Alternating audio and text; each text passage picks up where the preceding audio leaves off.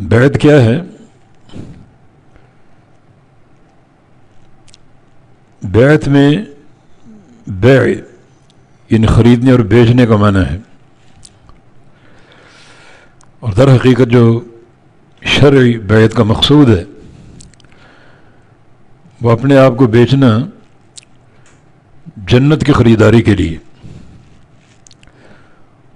اور بیعت جو ایک عقد اور اقرار ہوتا ہے جس کو بعد میں نبھانا ضروری ہوتا ہے چاہے کوئی بھی صورتحال بن جائے، تو اس لیے جو شرعی بیعت ہوتی ہے وہ بڑی اہمیت کی حامل ہوتی ہے، اور اس بیعت کو پورا کرنے والا یقیناً اللہ تعالیٰ کے ہاں اجر عظیم کا مستحق ہوتا ہے۔ اور جس چیز پر بیعت ہو جائے اسے برقرار رکھنا اور زندگی بھر کے لیے اس کو پورا کرنا ضروری ہوتا ہے۔ ایک چھوٹا سا واقعہ ذہن میں آ رہا ہے، جناب جریر بن عبداللہ البجلی رضی اللہ تعالیٰ عنہ کا نبی علیہ السلام کے ہاتھ پر انہوں نے بیعت کی تھی 3 امور پر۔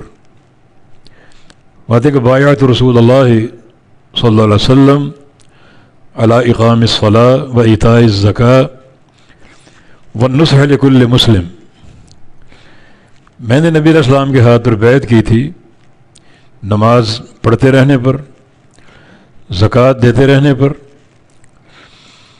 اور ہر مسلمان کے لیے خیر خواہی کرنا، خیر خواہی کا جذبہ ہر مسلمان کے ساتھ ہو۔ ان 3 امور پر میں نے نبی علیہ السلام کے ہاتھ پر بیعت کی تھی۔ ایک واقعہ آتا ہے، انہوں نے اپنے غلام کو بھیجا کہ میرے لیے گھوڑا خرید کر لاؤ،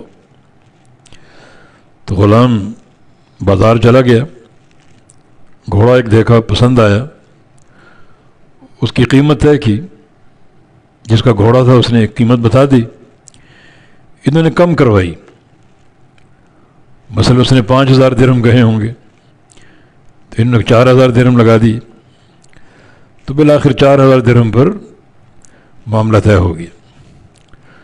تو ان کے خادم نے کے ساتھ چلو جناب جریر کے پاس، تاکہ وہاں جا کر ان سے تم پیسے لے لو، گھوڑے کی قیمت لے لو۔